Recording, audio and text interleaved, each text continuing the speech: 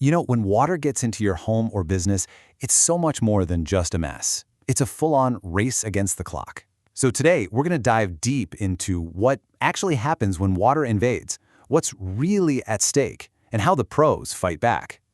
And really, it all boils down to one simple question. What happens in those first 48 hours? I mean, the answer to that question can literally mean the difference between a pretty simple cleanup and an absolute, complete catastrophe. And here it is. This is the number that matters more than anything else, 24 to 48 hours. That right there, that's your ticking clock. It is the critical window where a water problem that seems manageable can just spiral out of control into a massive structural and mold crisis. All right, so first up, let's get into Section 1, Water's Hidden Dangers. And this is so important because what you can see, that puddle spreading across the floor, that's almost never the full story. It's just the tip of the iceberg. The real danger is what's happening where you can't see it. And where you live plays a huge role. Take a place like Florida, with its subtropical climate. The humidity almost never drops below 70%. So the air itself is already packed with moisture. And what that does is it basically acts like an accelerant, just supercharging mold's ability to grow and spread. Okay, so we're all familiar with the usual suspects, right? Things like burst pipes, a hurricane tearing through, a leaky roof, or maybe the washing machine deciding to overflow. These are those sudden, really obvious events that, they cause immediate panic. But here's the thing you absolutely have to understand.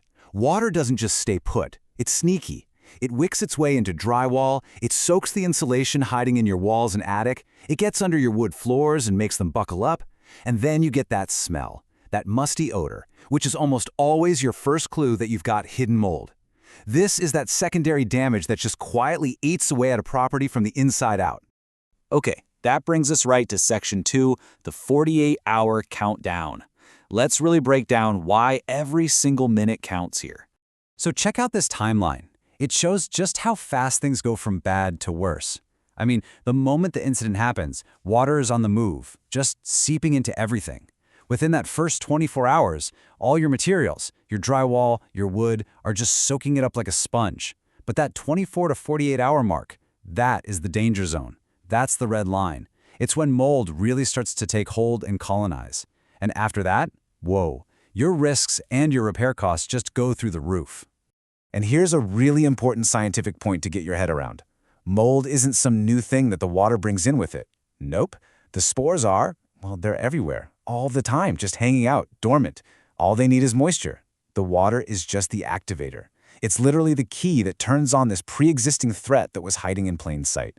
So all of this naturally brings us to the solution, the professional restoration process. Because when that clock is ticking down so fast, you can't just wing it.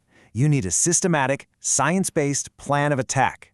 First things first, you gotta understand there are two different phases here, mitigation and restoration.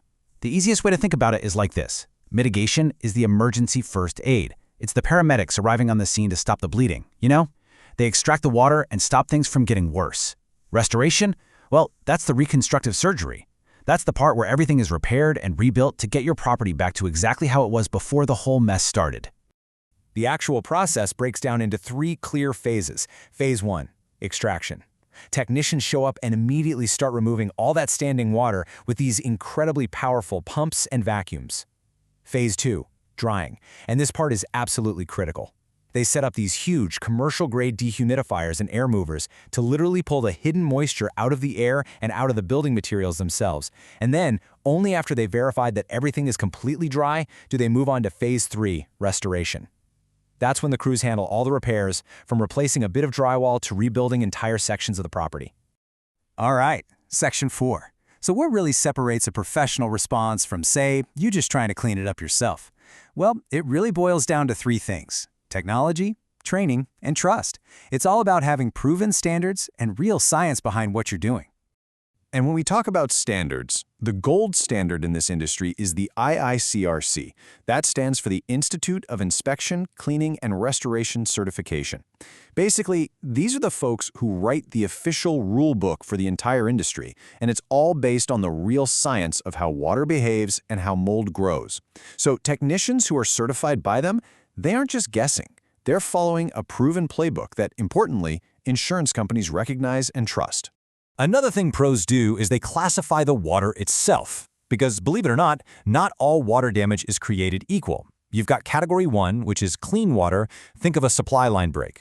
Then there's Category 2, or gray water, which has some contamination, like from a dishwasher overflow. And then there's Category 3, black water, which is the really nasty stuff. We're talking highly contaminated water from sewage or floodwaters. This category is a huge deal because it dictates the entire safety plan and determines what can be saved versus what absolutely has to be thrown out. And this slide really shows you where the difference between DIY and professional becomes crystal clear. Look, if you try to do it yourself with a shop vac and some box fans, you are guaranteed to miss the moisture that's trapped deep inside the walls. A pro, on the other hand, uses thermal imaging cameras to actually see that hidden moisture. A DIY job can accidentally spread mold spores all over the place. A pro uses special antimicrobial treatments to kill it on the spot. And maybe the biggest difference of all? A pro gives you all the detailed reports and documentation that your insurance company is going to demand before they approve your claim. Okay, let's move on to our last section, after the flood. So once the immediate crisis is over, what are the big practical questions that every single property owner is going to have? And here it is, the million-dollar question, right? Will my insurance cover all this damage? Because when disaster strikes, let's be honest, the financial stress can be just as bad as the actual physical damage. So, will they cover it? Well, the short answer is usually yes, if the damage is what they call sudden and accidental. So that burst pipe, you're probably covered. That slow, dripping leak you kind of ignored for a few months? Yeah, probably not. And here's a really critical distinction. Damage from external flooding, like a hurricane storm surge, requires a totally separate flood insurance policy. But no matter what caused it, the key to getting your claim paid is having perfect, detailed documentation. That's why working with a pro is so important. And make no mistake, the financial stakes here are really high. The typical insurance claim for water damage falls somewhere between $3,000 and $12,000.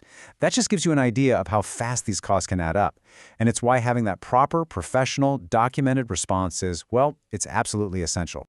So, let's end on this final thought. A question, really. After all the fans are gone and the new paint is on the walls, how do you know the job is actually done? I mean, getting a property dry is one thing, but making sure it's structurally sound, that there's no hidden mold waiting to come back, and that it's truly 100% restored to the way it was before, now that's the real question.